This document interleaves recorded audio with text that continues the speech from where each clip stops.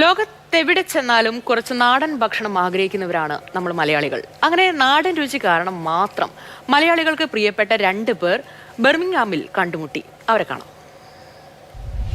And yes, I'm coming to UK, bringing my own cuisine to introduce my biryanis and my curries to y'all.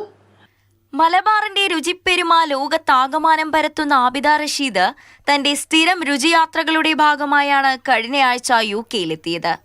ബർമിംഗ്ഹാമിൽ മലയാളികളുടെ ഉടമസ്ഥതയിലുള്ള ഇഞ്ചി റെസ്റ്റോറന്റിൽ വെച്ച് പല രാജ്യക്കാർക്ക് മലബാർ രുചി പരിചയപ്പെടുത്തി മടങ്ങാനൊരുങ്ങുമ്പോൾ നമ്മുടെ സ്വന്തം സഞ്ജു സാംസൺ തൊട്ടുമുന്നിൽ. ഇന്ത്യ-ഇംഗ്ലണ്ട് T20 പരമ്പരയ്ക്കായി UK-യിലെത്തിയതാണ് സഞ്ജു.